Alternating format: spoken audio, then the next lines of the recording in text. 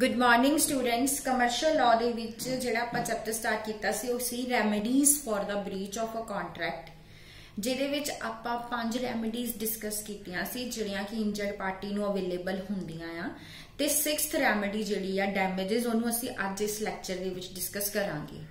Damages students जदों कोई भी परसन किसी कॉन्ट्रैक्ट की ब्रीच करता है, यानी कि वह अपना प्रॉमिस परफॉर्म नहीं करता, अपना प्रॉमिस परफॉर्म करने तो मना कर दिंदा आ, उस केस दे विच दूसरा परसन जिन्हों असीं इंजर्ड पार्टी कहने आ ओनू कंपनसेशन देना पैंदा आ।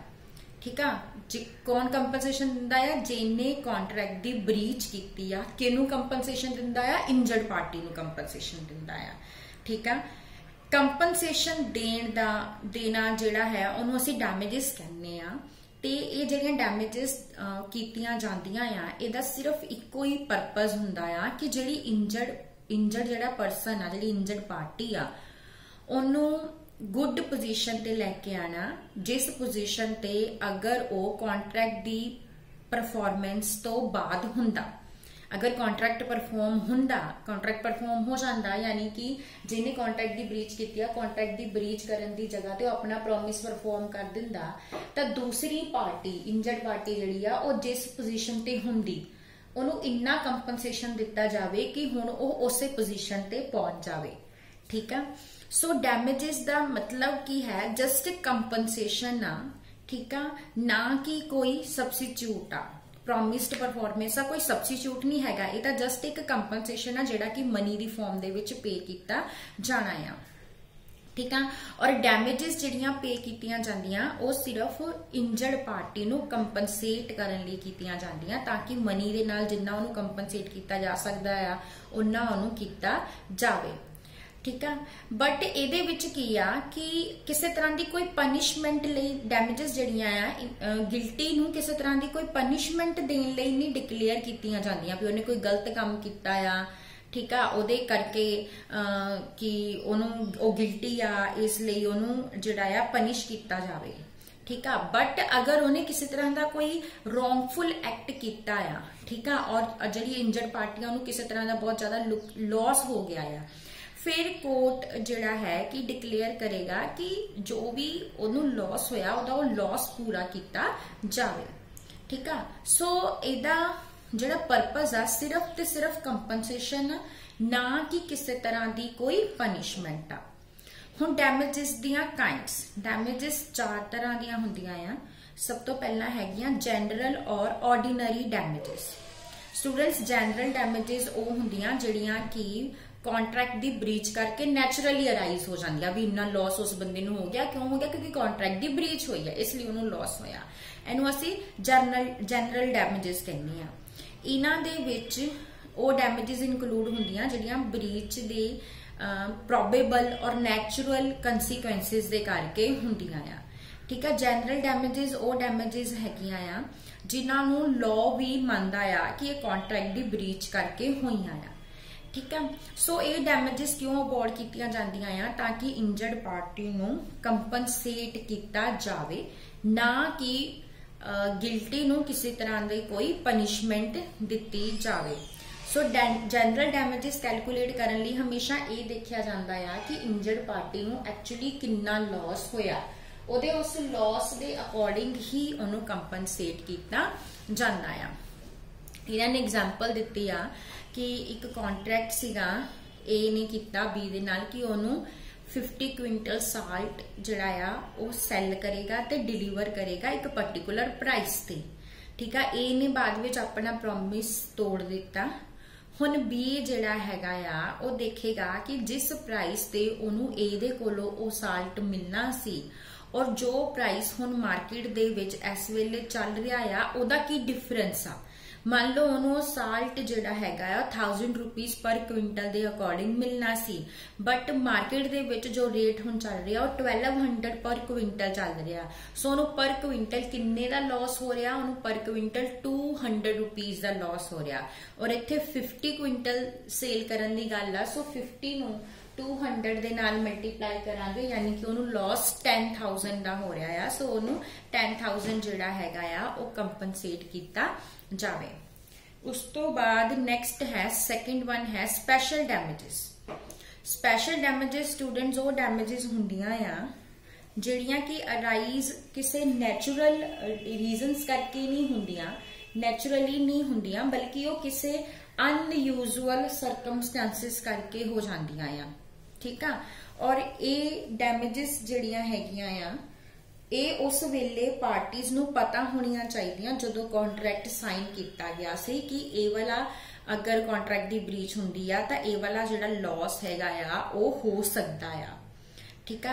और ये ਜਿਹੜੇ स्पैशल ਸਰਕਮਸਟੈਂਸਿਸ ਜਿਨ੍ਹਾਂ ਦੇ ਕਰਕੇ ਡੈਮੇजेस ਹੁੰਦੀਆਂ ਆ ਇਹਨਾਂ ਦੀ ਇਨਫੋਰਮੇਸ਼ਨ ਇਹਨਾਂ ਦਾ ਨੋਟਿਸ ਜਿਹੜਾ ਹੈਗਾ ਆ ਉਹ ਗਿਲਟੀ ਪਾਰਟੀ ਨੂੰ ਹੋਣਾ ਚਾਹੀਦਾ ਆ ਤਾਂ ਹੀ ਉਹਦੇ ਕੋਲੋਂ ਡੈਮੇजेस ਕਲੇਮ ਕੀਤੀਆਂ ਜਾ ਸਕਦੀਆਂ ਆ। ਅਗਰ ਉਹਨੂੰ ਇਸ ਪਾਰਟੀ ਦੀ ਡੈਮੇजेस ਦੀ ਕੋਈ ਇਹਨਾਂ ਸਰਕਮਸਟੈਂਸਿਸ ਦੀ ਕੋਈ ਨੌਲੇਜ ਨਹੀਂ ਹੋਊਗੀ ਤਾਂ ਫਿਰ ਉਹ ਆਨਸਰੇਬਲ ਵੀ ਨਹੀਂ ਹੋਊਗਾ। ਠੀਕ ਆ। ਸੋ उस टाइम ते जो कॉन्ट्रैक्ट साइन किया गया दोनों पार्टीज नूं उन्हां स्पैशल सरकमस्टांसिस दी नॉलेज जिहड़ी आ होनी चाहिदी आ। हुण इहदे विच इन्हां ने एक एग्जाम्पल दित्ती होई आ कि एक बिल्डर सी जिहने कि कॉन्ट्रैक्ट साइन किया सी कि वह 1 जनवरी तक घर जिहड़ा आ फिनिश करके बना के दे देगा। ठीक है। और बी ने की किया बी नूं ओदा जिहड़ा हैगा पोजैशन दे देगा और बी ने सेम टाइम ते सी नाल एग्रीमेंट कर लिया कि वो 1 जनवरी नूं ओदा घर दा पोजैशन दे देगा एंड जिहड़ा उहने बनवाना आ ए दे कोलों। ठीक है। हुण ए नूं इस गल बारे इन्फॉर्म कर दिता गया जिहड़ा बी और सी दे विच कॉन्ट्रैक्ट होया। ए ने घर इन्नी बुरी तरह नाल बिल्ड किया कि 1 जनवरी तो पहला ही वो डिग गया तो उन्होंने दोबारा तो रीबिल्ड करना पिया जिहदे करके बी जिहड़ा आ वो हुण सी नूं घर दा पोजैशन नहीं दे सकिया जिस करके उन्होंने जो रेंट उहदे कोलों मिलना सी उस रेंट दा उन्होंने हो गया लॉस।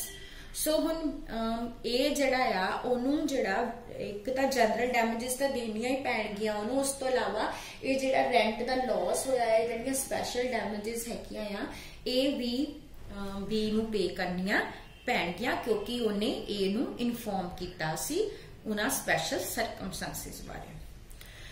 थर्ड कैटेगरी साडी हैगी आ विंडिक्टिव और एग्जैम्पलरी डैमेजेस दी। ये ओ डैमेजेस आ ਜਿਹੜੀਆਂ ਕਿਸੇ ਨੂੰ ਕੰਪਨਸੇਟ ਕਰਨ ਲਈ ਨਹੀਂ ਪੇ ਕੀਤੀਆਂ ਜਾਂਦੀਆਂ ਬਲਕਿ ਇਹ ਪਨਿਸ਼ ਕਰਨ ਦੇ ਲਈ ਦਿੱਤੀਆਂ ਜਾਂਦੀਆਂ ਅਵਾਰਡ ਕੀਤੀਆਂ ਜਾਂਦੀਆਂ। ਮਤਲਬ ਜਿਹਨੇ ਗਲਤ ਕੰਮ ਕੀਤਾ ਆ ਉਹਨੂੰ ਪਨਿਸ਼ ਕਰਨਾ ਆ। ਆਈਡੀਆ ਕੀ ਆ ਸਿਰਫ ਕੰਪਨਸੇਸ਼ਨ ਨਹੀਂ ਆ ਇੰਜਰਡ ਪਾਰਟੀ ਦਾ ਬਲਕਿ ਉਹਨੂੰ ਪਨਿਸ਼ ਕਰਨਾ ਵੀ ਆ ਗਿਲਟੀ ਪਾਰਟੀ ਨੂੰ। The conduct of the defendant cannot be adequately punished only by awarding proportionate financial actually loss जो suffered होया है। So जेड़ा defendant हैगा जेड़ा guilty आ अगर असी जस्ट उन्होंने जिन्ना लॉस होया उन्ना ही कहांगे कि कंपनसेट कर ता इहदे नाल जिहड़ा आ उन्होंने प्रॉपरली पनिश नहीं किया जाऊगा। सो ये वो डैमेजेस ने जिहड़ियां एक एग्जाम्पल सैट करन लई कीतियां जांदियां अवार्ड इसीलिए इन्हां नूं एग्जाम्पलरी और विंडिक्टिव डैमेजेस भी कहंदे आ। ये डैमेजेस किसी ज्यादातर कॉन्ट्रैक्ट की ब्रीच दे विच अवार्ड नहीं हुंदियां बल्कि किसी रूल दे करके कोई रूल तोड़िया गया आ ठीक है या फिर कोई गलत काम किया गया आ टॉट दे अगेंस्ट अवार्ड कीतियां जांदियां आ। इहदियां इस रूल दियां 2 एक्सैप्शनस आ। पहली हैगी आ breach of contract to marry and second हैगी आ breach of contract by a banker having a sufficient fund of customer at a disposal to honour his cheque. पहला की आ अगर मैरिज के कॉन्ट्रैक्ट की ब्रीच हुई है ये एक्सैप्शन आ। दूसरी एक्सैप्शन की आ कि अगर बैंकर जिहड़ा आ ਉਹਦੇ ਕੋਲ सफिशिएंट बैलेंस सी पार्टी का बट फिर भी उन्हें ਉਹਦਾ चेक ऑनर नहीं किया। सो इस केस दे विच ये एक्सैप्शन हैगियां आ ठीक है। और जिहड़ा डैमेजेस का अमाउंट हुंदा आ वो सिर्फ फाइनैशियल लॉस नहीं हुंदा बल्कि ओदी रेपुटेशन का भी लॉस हुंदा है ठीक है जी। और चेक के केस विच तां की हुंदा आ कि बिल्कुल जिन्ना छोटे अमाउंट का चैक डिसऑनर होगा उन्ना वड्डा रैपूटेशन का लॉस हुंदा है कि आपां ये सोच के चलदे हां कि इहदे कोल इन्ने पैसे भी नहीं सी जिहड़ा इन्ने पैसे का चैक भी जिहड़ा आ डिसऑनर हो गया। ठीक है जी। उस तो बाद नैक्सट डैमेजिस साडियां हैगियां आ नॉमिनल डैमेजिस। नॉमिनल डैमेजिस मतलब सिर्फ नाम मात्र डैमेजिस। ठीक है, ये उदों अवॉर्ड कीतियां जांदियां जदों इंजर्ड पार्टी नूं बहुत घट लॉस हुंदा आ। ठीक है, सो इन्हां किहड़े केसिस च हुंदियां आ जिथे ब्रीच टैक्नीकल आ और इंजर्ड पार्टी जे भी अपना कॉन्ट्रैक्ट परफॉर्म करन लई तैयार नहीं सी। एंड सैकेंड जिथे इंजर्ड पार्टी नूं इन्ना ज्यादा लॉस नहीं होया। एंड थर्ड जिथे जो डैमेजिस होईयां ने वो इंजर्ड पार्टी दे अपने ही फॉल्ट करके होईयां आ, ना कि डिफेंडेंट दे फॉल्ट करके होईयां आ। ठीक है, उस तो बाद जिहड़ा साडा नैक्सट टॉपिक आ मैजर्स ऑफ डैमेजिस दा भी डैमेजिस नूं कैलकुलेट किद्दां कीता जांदा आ। जनरल रूल की हैगा आ कि इंजर्ड पार्टी नूं उसे पोजीशन ते पहुंचाना जिस पोजीशन ते अगर कॉन्ट्रैक्ट परफॉर्म हो जाता तो वो हुंदी। ठीक है, उस पोजीशन ते उन्ना उहदा लॉस जिहड़ा हैगा वो पूरा करना। और इहदे विच किहड़े-किहड़े जिहड़े हैगे आ मैजर्स लए जांदे आ। सब तो पहला हैगा रेस्टिट्यूशन। इंजर्ड पार्टी नूं सेम पोजीशन ते पहुंचाना जिस पोजीशन ते वो कॉन्ट्रैक्ट दी परफॉर्मेंस तो बाद हुंदी। सैकेंड है जनरल डैमेजिस। एक पार्टी जिन्हों की कॉन्ट्रैक्ट दी ब्रीच करके लॉस होया आ। ठीक है, वो लॉस जिहड़ा नैचुरली अराइज होया आ उस कॉन्ट्रैक्ट दी ब्रीच करके उन्ना ही कंपनसेशन देना कि उहदा वो लॉस जिहड़ा पूरा करता जावे।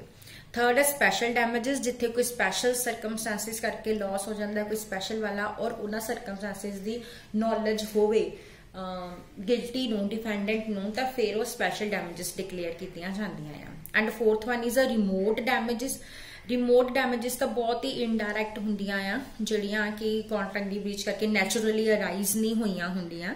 ठीक है, ये हुंदियां कि उस कॉन्ट्रैक्ट दे करके कितों थोड़ियां बहुतियां कनैक्टेड हो जांदियां ते उहदे करके वो क्रिएट हो जांदियां आ। नैक्सट है परफॉर्मेंस ऑफ द ऑब्लीगेशन। कुछ केसिस दे विच की हुंदा आ स्पैशल परफॉर्मेंस भी डिक्लेयर करती जाती है कि एक परसन जिहड़ा कि कॉन्ट्रैक्ट दी ब्रीच दी डैमेजिस क्लेम कर रहा आ उन्होंने की करना पएगा कि अपना पार्ट जिहड़ा हैगा परफॉर्म करना पएगा और अपना मतलब कि उन्होंने रेडी होना चाहिए अपनी ऑब्लीगेशन नूं परफॉर्म करन दे लई। ठीक है, सो जिद्दां इन्हां ने एग्जाम्पल दी है एक परसन जिहड़ा कि इस पोजीशन च नहीं आ कि वो परचेज प्राइस दा बैलेंस पे कर सके वो वेंडर दे कोलों डैमेजिस भी रिकवर नहीं कर सकता चाहे वेंडर ने कॉन्ट्रैक्ट दी ब्रीच कीती। नैक्सट है mitigation of loss. Loss estimate करन दे वेले एक तां जो लॉस होया आ वो अमाउंट लिया जांदा आ। उस तो इलावा अगर लॉस नूं घट करन दे लई भी जो खर्चे कीते गए जो एफर्ट्स कीते गए वो वाले अमाउंट भी लए जांदे आ। ठीक है, यानी कि वो हर एफर्ट करना चाहिए आ इंजर्ड पार्टी नूं भी कि ओहदा लॉस घट तो घट होवे। ये नहीं होना चाहिए कि मैं तां डैमेजिस लैनी आ मैं तां कंपनसेशन लैना है इसलिए मैं कोई एफर्ट नहीं करूंगा जो लॉस हुंदा हो जावे। सो उन्होंने पूरे एफर्ट्स करने चाहिए आ लॉस नूं रिड्यूस करने लई। नैक्सट है लिक्विडेटेड डैमेजिस। अगर पार्टीज जिहड़ियां आ डैमेजिस लई पहले ही उन्होंने एग्रीड हैगियां अमाउंट पहले फिक्स किया गया कि इन्ना अमाउंट पे किया जाऊगा तो फिर वो उन्ना ही लिक्विडेटेड डैमेजिस जिहड़ियां डिक्लेयर कीतियां जांदियां आ। नैक्सट है विंडिक्टिव जिन्होंने असीं एग्जाम्पलरी डैमेजिस भी कहने आ। ये डैमेजिस जिहड़ियां ज्यादातर कॉन्ट्रैक्ट दी ब्रीच विच अराइज अवॉर्ड नहीं कीतियां जांदियां। सिर्फ एक मैरिज दे कॉन्ट्रैक्ट दी ब्रीच और बैंक दी रिफ्यूजल दे केस दे विच अवॉर्ड कीतियां जांदियां आ। उस तो बाद डैमेजिस इन क्वासी कॉन्ट्रैक्ट्स। क्वासी कॉन्ट्रैक्ट्स में तुहानूं ऑलरेडी करा चुकी हाँ। इत्थे अगर कोई पार्टी अपनी ऑब्लीगेशन परफॉर्म नहीं करती तो जो भी नैचुरल डैमेजिस जो अराइज होंदियां उन्होंने उन्नियां ही डैमेजिस पे करनियां पैणगियां।